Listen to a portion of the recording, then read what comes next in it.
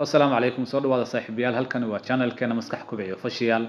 dadkan qabiilkan ka dhashay waxay noolaan karaan wax ka badan da'da 120 sano jir iyaga oo hab yaraatee aanan la mid ahayn dadyowga kale ma xanuunsadaan dumarkoodana waxay ku dhalaan 70 jir oo markay da'daas jiraan iskuma haystaan inay yihiin dad waaweyn haddaba qabiilkan ka hadlayno waxa lagu magacaabaa Hunza waxayna degaan dooxada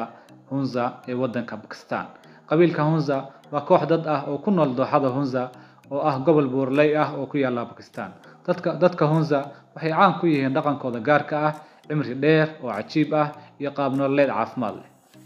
waxay caan ku yihiin naanaysta ah dadka cimriga dheer taas oo ay ugu wacan tahay cimrigooda gaarka ah iyadoo shakhsiyaadka qaar la sheego inay gaaraan da'da 120 sano ilaa 150 sano cuntada ay isticmaalaan qabiilkan waxa badanaa lagu sheegaa inay tahay sababta asaasiga ah ee noloshooda dheer iyo caafimaadka ay haystaan dhulka Hunza wuxuu qani ku yahay wax soo saarka miraha,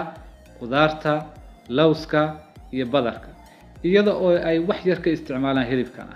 dadka Hunza waxay sidoo kale ka fogaadaan isticmaalka cuntooyinka warshadaysan cuntadooduna waa siidka noocyadiisa kala duwan iyo qudaarta sidoo kale dhulka buurleyda ah oo ay hawadiisu tahay mid nadiif ah ayaa ka qayb qaatay caafimaadkooda dooxada Hunza waxay ku taallaa meel sare hawadana waa nadiif biyaha dooxada Hunza ka soo burqada sidoo kale waa biyo gaar ah oo aan la mid ahayn biyaha caalamka dadkan waxay kaloo caan ku yihiin isku xirnaan bulsho oo xooggan qoobka ciyaar dhaqameed iyo muusiga waa dhaqanka Hunza wayna ku faanaan waxay u badan yihiin muslimiin Ismaaciili ah oo ka mid ah firqada Shiicada Islaamka afkooduna waxa lagu sheegaa inuu yahay Bulashiski inkastoo ay ku nool yihiin cirif fog ee dunida ah iyo habnoolleed hore dadkan waxay noqdeen kuwo si isa soo taraya ugu xiran dunida sanadihii u dhameeyay horumarinta kaabayaasha casriga ah iyo dalxiiska gobolka ayaa horseeday in la kordhiyo xiriirka dhaqamada iyo hababka kale ee nolosha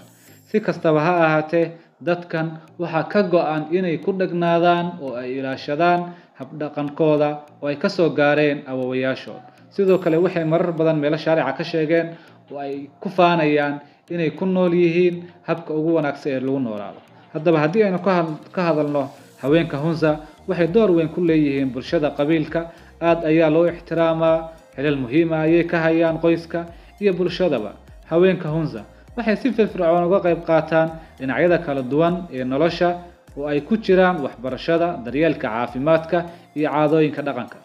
haweenku waxay leeyihiin xuquuq la siman ragga waxaana loo ogol yahay inay ka shaqeeyaan meelo ka baxsan guriga waxaana ku beeriyaan bulshada iyo qoyska waxbarashada ayaa looga qiimeeyaa bulshada Hunza waxaana haweenka lagu dhiirigeliyaa inay sii wataan waxbarashadooda heerka wax akhriska ee haweenka Hunza waa mid aad u sareeya marka loo eego qaybaha kale ee Pakistan haween badan ayaa dhakhaatiir macallimiin iyo xirfadlayaal caafimaad